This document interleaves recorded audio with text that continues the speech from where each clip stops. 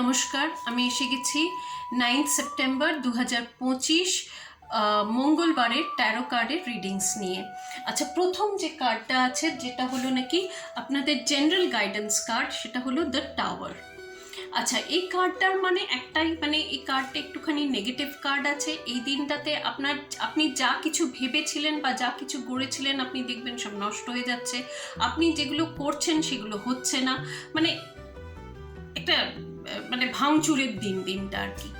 তো এই দিনটাতে না মনের এক্সপেকটেশনগুলো, মানে আপনি যেটা ভাবছেন যে এটা এরকম হবে, সেইগুলো একদম নিচু স্তরে রাখবেন।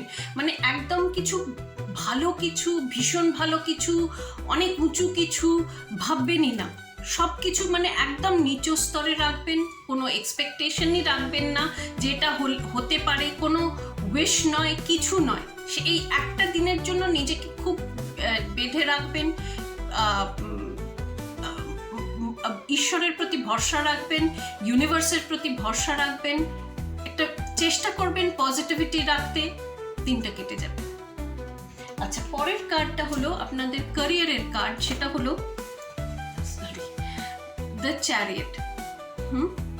এটা আবার ভীষণ ভীষণ পজিটিভ কার্ড। তো এই কার্ডটা মানে হলো আপনাকে একটা বেশ উঁচু পদে বসিয়ে দেবে। আপনার অনেক রেসপন্সিবিলিটি হবে, মানে আপনার নিচে অনেক হয়তো লোকজন থাকবে, আপনি বেশ শক্তিশালী জায়গায় আপনাকে বসিয়ে দেবে। কিন্তু এই দিনটাতে পার্টিকুলারলি নিজে, মানে আমিও কর্মচারী, বাকি সকলেও কর্মচারী, আমিও কর্মচারী। হ্যাঁ, মানে আমি যে একটা বড় কেউ সেটা সেটা মাথাতে আনবেনই না। এবং যেমন রুলস রেগুলেশনস যেমন আছে, বসেরা যেমন ইনস্ট্রাকশন দিয়েছে ঠিক তেমন করে যাবেন, কোনো বেশি কিছু করতে যাবেন না।